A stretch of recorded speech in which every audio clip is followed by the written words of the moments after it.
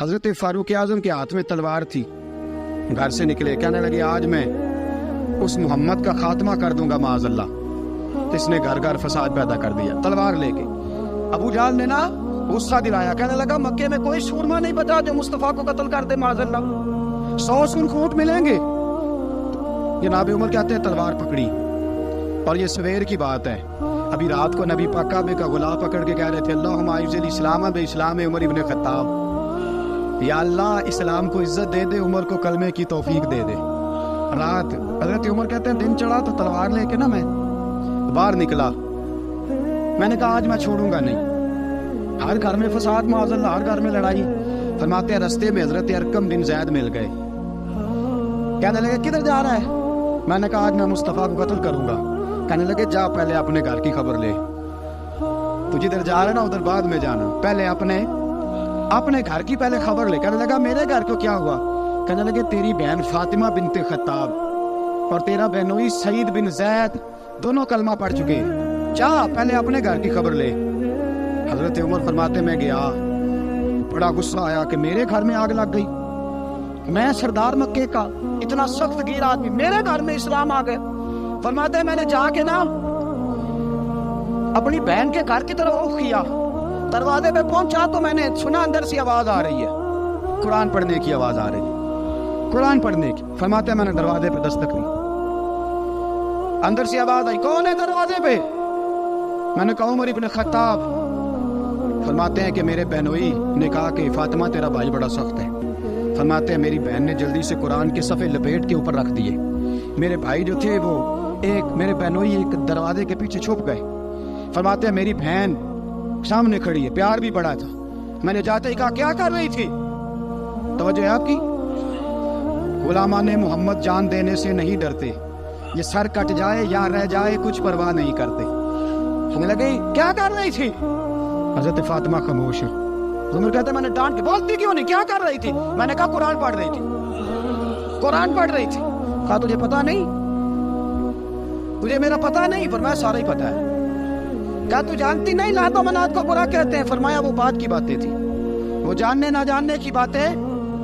دوستو توجہ، حضرت عمر ابن خطاب فرماتے ہیں کہ بہن اس جلال، اس روب، اس اعتماد سے بولتی تھی کہ میں نے ایک تھپڑ مارا بہن کے منہ پہ، میری بہن ادھر جا کے گری۔ فرماتے ہیں کپڑے چاڑ کے کھڑی ہوئی، کہنے لگی عمر ایک تھپڑ نہیں تو 1000 مار، تو 1000 مار، لیکن یہ امید نہ رکھنا کہ میں قرآن چھوڑ جاؤں گی، یہ امید نہ رکھنا میں قرآن چھوڑ جاؤں گی۔ فرماتے ہیں کہ میرے ہاتھ میں تلوار تھی، میں نے دستے کی طرف سے نا، دستے کی سائڈ سے تلوار بہن کو ماری زور زور سے، سر سے خون نکل آیا۔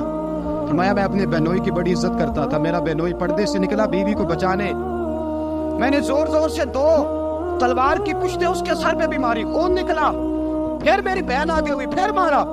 ماتے جب خون نکلا نا بہن کا تو میری بہن نے اپنا خون اپنے ہاتھ پہ لگا کے کہا عمر جس ماں باپ کا خون تیری رگوں میں ہے اس کا میری رگوں میں بھی ہے، اسی کا خون میری رگوں میں بھی ہے۔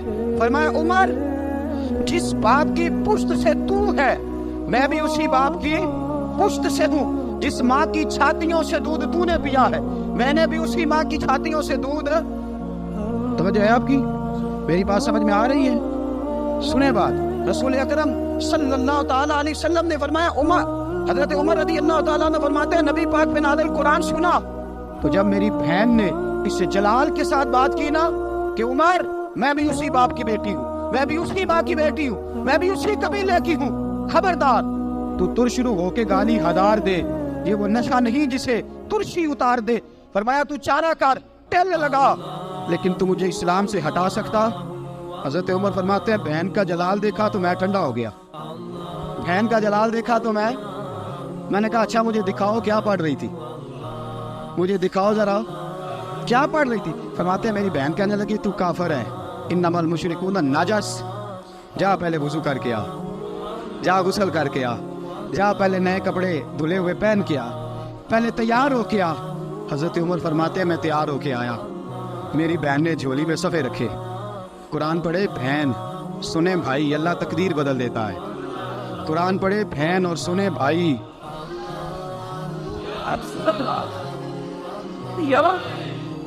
قرآن پڑھے بھائی اور سنیں بہن، اللہ تقدیر ہے. لیکن آج بہن بھائی قرآن تو سنتے سناتے نہیں نا. یہ تو رواج ختم ہو گیا نا. وہ قوم جو کل لڑتی تھی ننگی شمشیروں کے ساتھ، وہ آج سینما دیکھنے جاتی ہے اپنی ہمشیروں کے ساتھ. معاذ اللہ، نعوذ باللہ، استغفر اللہ. ہمارا وہ حال نہیں رہا جو تھا. حضرت عمر فرماتے ہیں بہن نے قرآن پڑھا، میں نے قرآن سنا، پتہ نہیں قرآن میں کیا لذت سی، میں رو رو کے بے حال ہو گیا. فرماتے ہیں میرے جیسا سخت آدمی، میرے جیسا سخت جو کبھی نہیں رویا تھا، آج قرآن سنا. فَإِذَا سَمِعُوا مَا أُنزِلَ إِلَى الرَّسُولِ تَرَىٰ أَعْيُنَهُمْ، جب قرآن اللہ کا قرآن پڑھا جاتا ہے جو رسول پہ آیا، تو لوگوں کی آنکھوں کو تم دیکھو گے، ان کی آنکھوں میں آنسو ہوتے ہیں. فرمایا میں رو رو کے بے حال ہو گیا. میری بہن کہنے لگی بھائی کیا پروگرام ہے؟ میں نے کہا مجھے بھی لے چلو، مجھے بھی لے چلو. کہا چلو. فرمانے لگے ذرا ٹھہر جاؤ، میرے نا ہاتھ باندھو رسیوں کے ساتھ، نا میرے ہاتھ پیچھے میرے ہاتھ باندھ لو، گلے میں میری تلوار لٹکا لو. میں مارنے آیا تھا، میں مجرم بن کے جانا چاہتا ہوں، مجرم بن کے. اور ہمارے شیخ فرمایا کرتے تھے استاد گرامی، حضرت عمر فرمانے لگے مجھے مارتے مارتے لے کے جاؤ. میں چونکہ مارنے آیا تھا نا مجھے. اور ایک پنجابی کا شاعر کہتا ہے حضرت عمر نے کہا کروں آیا سا مار مکاونے نو، کروں آیا سا مار مکاونے نو، ان مینو مار دے لے چلو. متے عمر دی عمر برباد ہوئے جتھے عمر سوار دے لے چلو. کروں آیا سا مار مکاونے نو، ان مینو مار دے لے چلو. متے عمر دی عمر برباد ہوئے جتھے عمر سوار دے، متے عمر دی عمر برباد ہوئے جتھے عمر سوار دے. فرماتے جب پہنچے نا دار ارقم میں تو دروازے پہ حضرت امیر حمزہ کھڑے تھے. حضرت امیر حمزہ، ایک شخص کہنے لگا حضرت امیر حمزہ سے عمر آ رہا ہے. فرمایا آنے دو.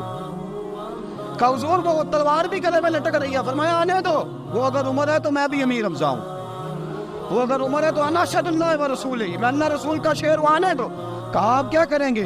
کہا ادب ملحوظ رکھے گا تو خاطر سے بٹھائیں گے، نمونہ اس کو ہم خلق محمد کا دکھائیں گے، اگر نیت نہیں اچھی تو میں اس کو قتل کر دوں گا، اسی کی تیغ سے سر کاٹ کے چھاتی پہ دھر دوں گا. میں آنے تو دو، آنے دو عمر کو. حضرت عمر آئے، دروازے میں داخل ہوئے.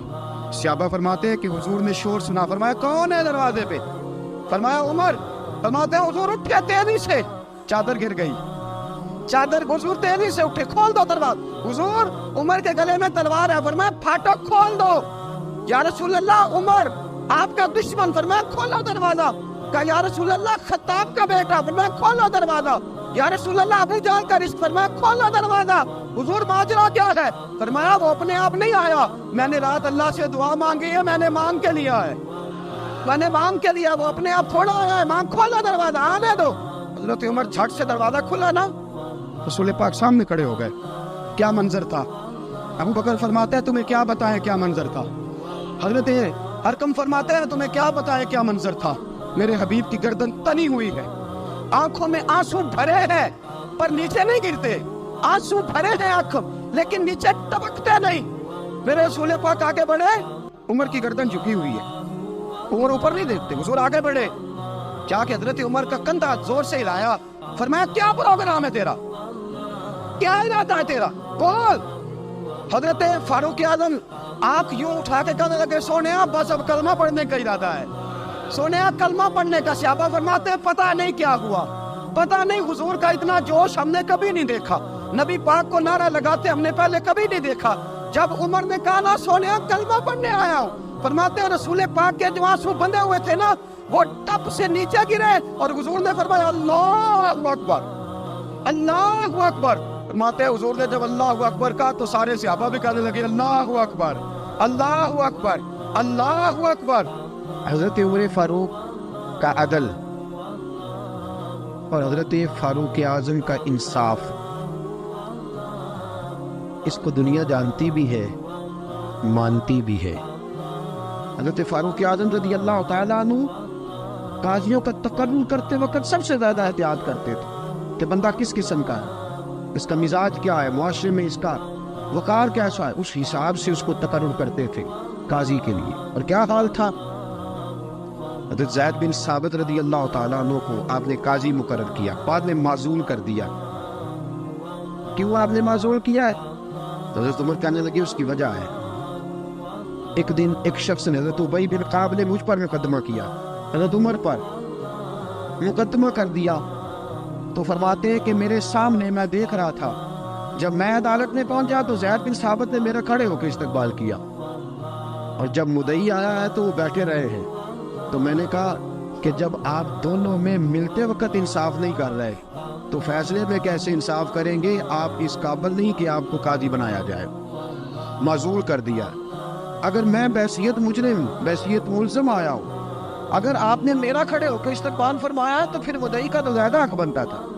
اور ہم پر اعتراض ہے کافر کا، وہ کہتے ہیں تم عدل نہیں کر سکتے۔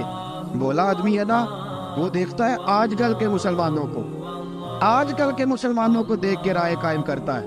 ہم اسے کہتے ہیں ہاں آج کل کے مسلمان نہ دیکھ، وہ جنہوں نے ڈائریکٹ نبی پاک کی نگاہ سے فیض پایا تھا انہیں دیکھ، ڈائریکٹ جو رسول پاک کی نگاہ کے فیض یافتہ تھے، عدل و انصاف سے بھر دی دنیا۔ حضرت فاروق اعظم، عمر بن عاص مصر کے گورنر تھے، حضرت فاروق اعظم نے انہیں متعین کیا تھا۔ ان کے بیٹے کا مصر میں جھگڑا ہو گیا کسی عام آدمی کے ساتھ، گورنر کے بیٹے کا۔ گورنر کے بیٹے نے اس مصری کو، ایک عام آدمی کو درے مارے، تجھے پتہ نہیں میں گورنر کا بیٹا ہوں؟ مصری نے کیا کیا، گھوڑے پہ بیٹھا سیدھے مدینے آ گیا، سیدھا مدینے۔ حضرت فاروق اعظم کے در دولت پہ پشت سے کپڑا اٹھایا، پشت سے اس نے اپنے نشان دکھائے تو جناب عمر کی آنکھوں میں آنسو آ گئے۔ ایک عام آدمی ہے، جانتے کوئی نہیں، تمہیں رو پڑے، اتنا ظلم اور میری سلطنت میں، کوڑے برس سے تیری پشت پہ، فوراً لے جا، جاؤ بلا کے لاؤ۔ حضرت عمر بن عاص اپنے بیٹے سمیت آئے، بڑی عدالت ہے۔ حضرت فاروق اعظم کے لفظ، فرمایا اس کو اس کی ماں نے آزاد پیدا کیا تھا، تو نے اسے کیوں غلام بنایا؟ اس کی ماں نے آزاد جنا تھا، تو نے کب سے لوگوں کو غلام کا؟ بیٹے یہ کیا کہتا تھا؟ یہ کہتا تھا میں گورنر کا بیٹا ہوں، تو مجھے جانتا نہیں؟ فرمایا اب یہ بڑی عدالت ہے، کوڑا پکڑ اور اس گورنر کے بیٹے کی پشت پہ برسا اور اسے کہہ تو گورنر کا بیٹا ہے، میں محمد کا غلام ہوں صلی اللہ تعالی علیہ وسلم۔ اسے بتا، اسے اب بتلا کہ تو گورنر کا بیٹا ہے نا، میں نبی پاک کا غلام ہوں، اور جو مصطفیٰ کے غلام ہوتے ہیں وہ سارے برابر ہوا کرتے ہیں۔ حضرت فاروق اعظم کا عدل، جناب فاروق اعظم کا انصاف، جناب فاروق اعظم رضی اللہ تعالیٰ عنہ، روم کا ایلچی آیا نا حضرت عمر فاروق کے پاس، تو وہ کہتا ہے میں پیغام لے کے آیا اپنے بادشاہ کا، اور میں سفیر تھا، میں بڑے ملکوں میں گیا، بڑے بادشاہ دیکھے، بڑے امیر دیکھے۔ حضرت فاروق اعظم رضی اللہ تعالیٰ عنہ کے دربار مجھے بھیجا گیا، جب پہنچا تو میں نے مسلمانوں سے کہا تمہارے بادشاہ کا دربار کہاں ہے؟ انہوں نے کہا نہ ہمارا بادشاہ ہے نہ کوئی دربار ہے، نہ بادشاہ ہے نہ کوئی۔ اچھا تو پھر وہ کدھر بیٹھتے ہیں؟ کہا یا مسجد میں ملیں گے یا اپنے جھونپڑے میں ملیں گے۔ تو کہا تمہارا بادشاہ بھی کوئی نہیں؟ کہا بادشاہ نہیں، ہم مومن ہیں، ہمارا ایک امیر ہے جسے امیر المومنین کہا جاتا ہے۔ وہ شخص کہتا ہے میں مسجد گیا، میں نے کہا عمر کدھر ہے؟ انہوں نے کہا جی ابھی نکلے تھے ادھر ہی ہوں گے۔ میں نے کہا یہ کیسا بادشاہ ہے؟ کوئی کہتا ادھر ہوں گے، کوئی کہتا ادھر ہوں گے۔ یہاں تو صوبائی وزیر سب سڑک سے گزرے تو سارے روڈ 3 گھنٹے بلاک رہتے ہیں، اور یہ کیا چکر ہے کہ لاکھوں مربع میل کا حکمران، کوئی کہتا اس گلی میں گیا، کوئی کہتا اس گلی میں گیا، یہ کیسا بادشاہ ہے؟ کدھر ہے عمر؟ انہوں نے کہا یہی تھا۔ دوسرے سے پوچھتا جو وہ باغ کی طرف گئے، باغ میں گئے تو ایلچی کہتا ہے میں نے باغ والے سے پوچھا کہ یہاں تمہارا امیر کدھر ہے؟ انہوں نے کہا وہ درخت دیکھ رہے ہو؟ کہا حضرت دیکھ رہا ہوں۔ اس درخت کے نیچے وہ ایک شخص جو سویا ہوا ہے نا، مٹی کا ڈھیلا سرہانا بنا کے، وہ درخت کے نیچے مٹی کے ڈھیلے کا سرہانا بنا کے جو بندہ سویا ہے وہی ہمارا امیر ہے۔ وہ سامنے حضرت سیدنا عمر فاروق کے پاس وہ بندہ جا کے کھڑا ہو گیا، وہ کہتا ہے کہ پسینہ گر گر کے نا مٹی کے ڈھیلے پہ گارا بنا رہا تھا، پسینہ گر گر کے مٹی کا ڈھیلا، وہ تر تھا۔ حضرت فاروق اعظم سو رہے تھے، کہنے لگا میں 20 اور درجنوں بادشاہوں کو دیکھ چکا تھا جن کی آگے 10 گن۔ حضرت عمر کی آنکھ کھلی، تامت سمیٹی اٹھ کے بیٹھ گئے، کدھر آیا ہے؟ کہنے لگا حضرت جی آیا تو کسی اور کام تھا، آیا تو کسی، لیکن اب کام کوئی اور بن گیا ہے۔ آپ نے فرمایا اب کیا کام بنا ہے؟ کہنے لگا میرا کام یہ بنا ہے کہ میرا بھی دل کیا میں بھی کلمہ پڑھوں اور نبی پاک کا غلام بن جائے، یہ کام بن گیا۔ اور ساتھیوں بس مدینے میں وہ دن بڑا عجیب تھا جب سیدنا فاروق اعظم کے بیٹے کا معاملہ آ گیا۔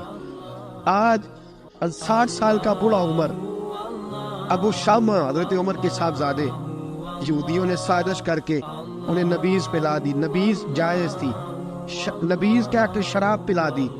फिर मुकदमा कायम हुआ का अब पता चलता है उमर कितना अदल करता है। सैयदना फारूक आज़म के पास गवाह आए, साहबजादा अंदर खाना खा रहा था। फारूक आज़म ने गिरेबान से पकड़ा, खींच के लाए। और मैं अबू शामा चल, तूने शराब पी है, तुझे कोड़े मारे जाएंगे, तेरे लिए 100 या 80 कोड़ों की सजा तैयारी कर ले। अबू शामा कहते हैं कि अब्बा जी उन्होंने नबीज़ कही थी, शराब पिला दी। फरमाया तूने पी क्यों? तूने पी क्यों? बड़े बज़म में बार शेर मस्जिद नबवी का फारूक आज़म। औलाद तो बुज़दिल कर देती है ना बंदे को, औलाद तो कमज़ोर कर देती है। आज मदीने ने अजीब माजरा देखा। हज़रत फारूक आज़म की ज़ौजा रोती हुई आई, कहने लगी हज़रत जी मेरा लख्त जिगर है, एक एक कोड़े के बदले पैदल हज करूँगी, एक एक कोड़े के बदले सदका और खैरात करूँगी। मेरा बेटा गलती कर बैठा है, ये काम ना करे। आपने फरमाया तू मुझे कहती है मैं ये काम ना करूँ? तेरे हाथ और तेरे कोड़े क्या करते, तेरे हाथ और सदके क्या करते हैं? कोड़े लगाना मेरे मुस्तफ़ा की शरीयत का कानून है। तू बेटे की बात करती है, उमर का अपना मामला भी होता तो उमर यही सलूक करता। लोगों ने कहा हज़रत जी आप थोड़ी देर, अभी उनकी वालदा परेशान है, घर में परेशानी है, जरा ठहर जाए, कल परसों तरसों सदा दे लीजिएगा।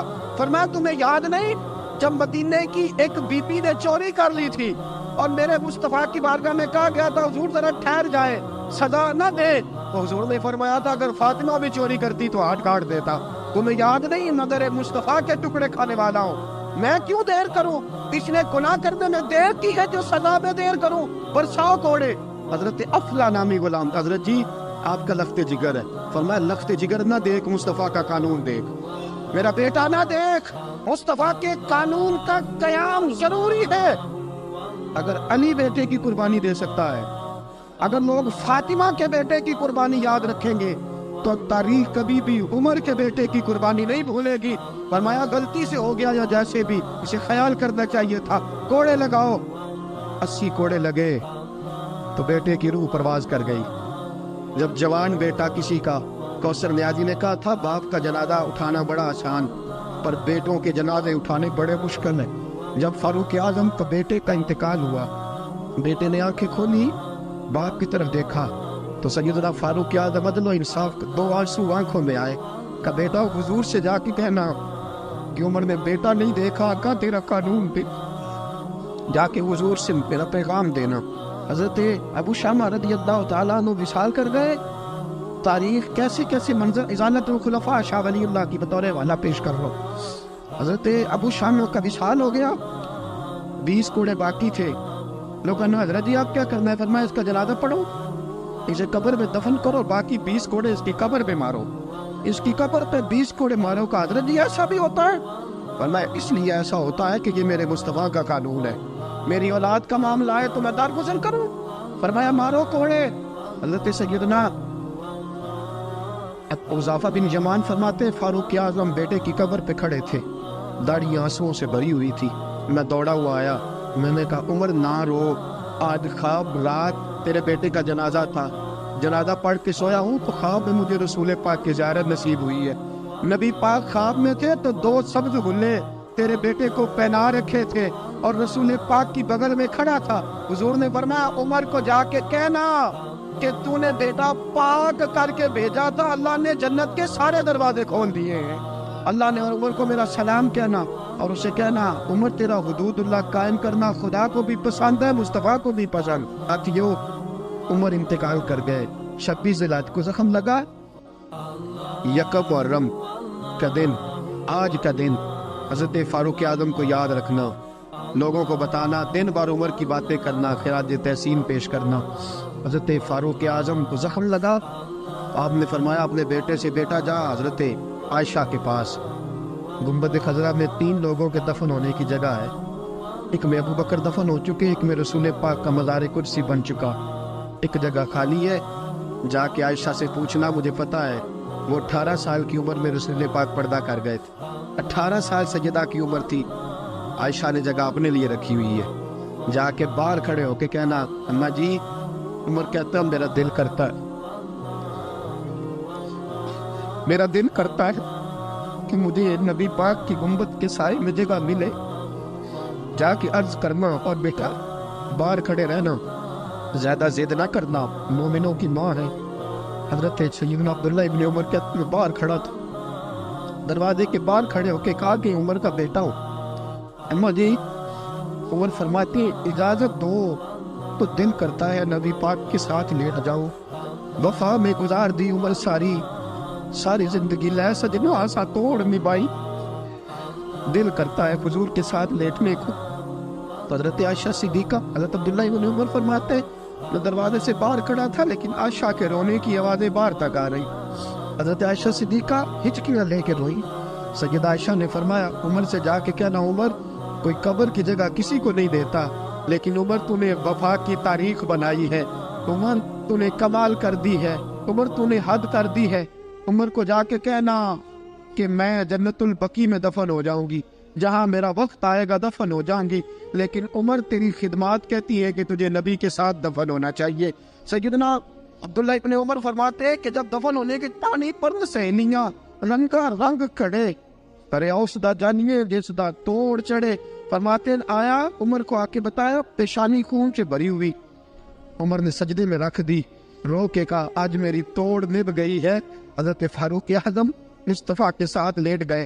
میرے نبی نے فرمایا عمر میں تجھے اپنے پڑوس میں دفن کر رہا ہوں، تو نے اگر راہ وفا میں بیٹے تک قربان کر دیے ہے نا تو قیامت تک جو مجھے سلام کرنے آئے گا تجھے بھی سلام کر کے جائے گا۔